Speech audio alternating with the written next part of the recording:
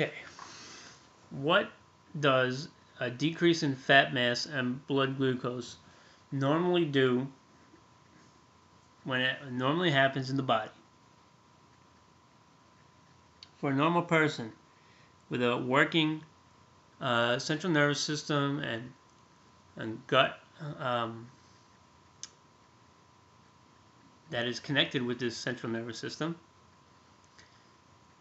that person with a decreased fat mass and decreased blood glucose, they are going to be stimulated to have a greater appetite, okay, as well as a slower metabolism, or less resting energy expenditure when they're not eating. Now, for those in which fat mass is accumulating and blood glucose is high, this is going to, in a healthy person, it's going to tell them that they're not as hungry, and it's going to increase the resting energy expenditure when you have higher fat mass and higher blood glucose. There's also a direct effect of the intrauterine environment with babies and being inside the womb of the mother. What the mother does will affect in terms of their diet, in terms of how old the mother is, in terms of the maternal BMI. These things all have an effect. Advanced maternal age gives increased risk for obesity, and maternal BMI, high BMI, increased risk, and the maternal diet, if they're eating obesogenic foods, the child is more inclined to obesity. How do excess fatty acids damage a cell? Okay.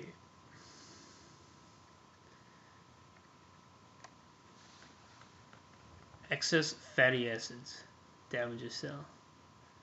Okay. This is interesting.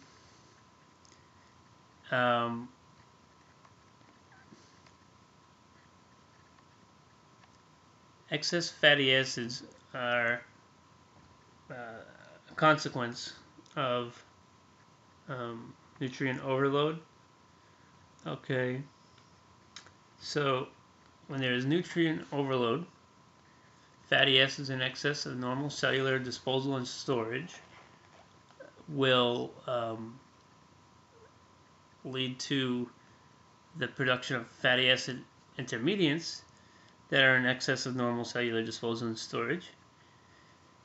And they have a number of effects. Impaired insulin action. So this can be, this is affecting the cell's action in terms of getting glucose into the cell and metabolizing it properly. Microhypoxia in terms of increased adipocyte differentiation.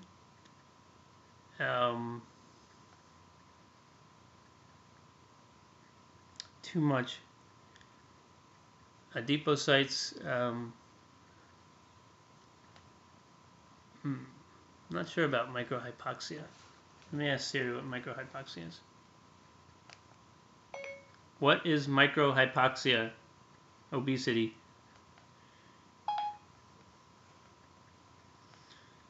My web search turned this up. Okay, let's see what Siri has to say. But ER stress has to do with the fatty acids being oxidized. Too much fatty acids, too much stress in the ER, where fatty acids normally go. And adipocyte-derived cytokines are inflammatory, so that's going to have an effect with the damage to the cell.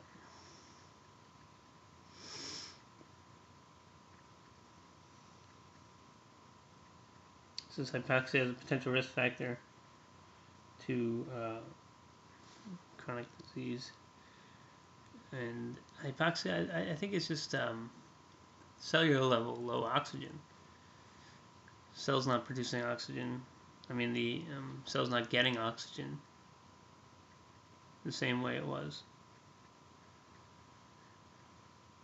And adipocyte-derived cytokines, they're definitely going to do damage. Inflammation. Inflammatory things are built to destroy pathogens, but they also do damage to self cells. Now I'm going to move on. Energy requirements. Some people say 15 to 25 kilocalories per kilogram for those overweight. And the NIH recommends 500 to 1,000 kilocalories for those trying to lose weight, because it's actually 500 to 1,000 kilocalories less than their usual intake, and this promotes 1 to 2 pound weight loss per week. There are also drugs for obesity and weight loss. There's a GI lipase inhibitor, and I'm not a proponent of these drugs. However, for some, there's, especially those at the point of no return, they might have to take these drugs for the rest of their life. So there's orlistat, which is GI lipase inhibitor. For those with a BMI greater than 27 with one comorbidity, there's casemia. And then there's also Belviq, which is a serotonin receptor agonist. So, serotonin, this is affecting central nervous system. 30 minutes. Okay, so that's another drug. I don't recommend these drugs, but I don't think I would even recommend these drugs. Even if they're past the point of no return. People should try to really focus on food. Even though it is a challenge, I understand that. There was a study done on the different macronutrients being restricted, carbohydrates, fats. Low carb diet showed the best weight loss, 5.5 kilograms. Low fat showed 3.3. Mediterranean diet showed 4.6. This is 2 years and 84.6% adherence. Not bad. So either one of these diets are good. And weight loss is always related to adherence, right? This is why I recommend social support. I recommend programs such as Weight Watchers, and I strongly believe in them. And I got my father involved in it, so I know it to be a struggle, and I understand I can only do so much in terms of suggestion. So he's got to be convinced, and having that group definitely has empowered him in the right way that I like to see him empowered. Okay, American College of Sports Medicine, they're suggesting moderate intensity between 150 and 250 minutes per week. Now, this is good. This is not easy to get in 150 to especially 250 minutes per week. You're talking about 60 minutes or 30 minutes 5 days a week for the 150, and almost 60 minutes 5 days a week for the 250, a little less, but it can be a challenge, but we have to try to really get more active. Their suggestion says it will prevent weight gain, will provide modest weight loss, and improve weight loss in studies that use a moderate diet restriction. Okay, so this is important for everyone. Okay, you want to prevent weight gain. Okay, so do the 30 minutes 5 days a week, moderate intensity. So this is not being able to sing, not being able to hold a long conversation. It's pretty intense. Physical activity greater than 250 minutes per week is associated with clinically significant weight loss. So they're saying those trying to lose weight, they have to go near the 60 minutes at least 5 days a week if they want to lose weight. Okay, weight maintenance is improved with physical activity greater than 250 minutes per week. Physical activity for prevention of weight regain is still a question mark, and they say resistance training does not enhance weight loss, but it can induce millions for your body image, positive body image. And don't ever mess with a guy and ask him if he lifts or not. Because yes, I do. I don't have a lot of time like those in prison, but I do my best. National Weight Control Registry.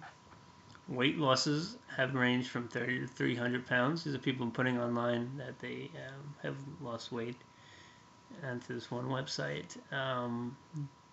Some have lost weight rapidly, while others have lost weight very slowly. And really, the slower you lose weight, they show the better off you're going to be in the long term. Okay, 45% lost their weight on their own, 55% lost weight with a program, 98% modified their food intake. You have to modify your food intake. And 94% increased their physical activity, walking being the most frequent activity.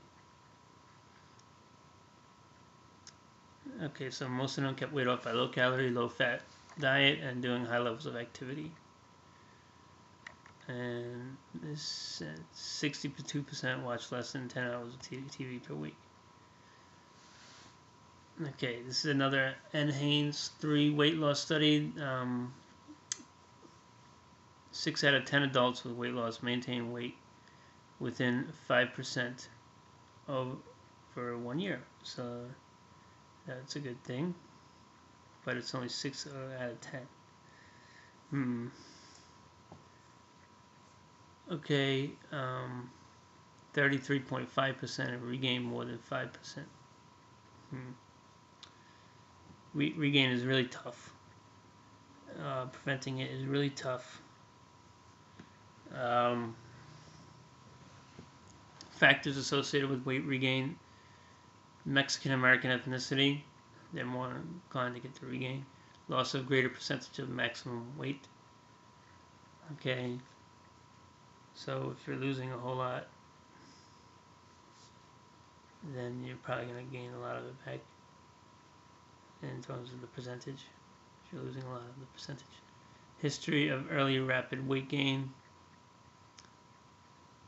Okay, so if you have a history of that, you have a problem probably.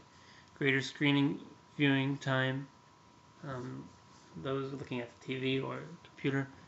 Sedentary lifestyle, similar to what I just said. Not meeting recommendations for physical activity.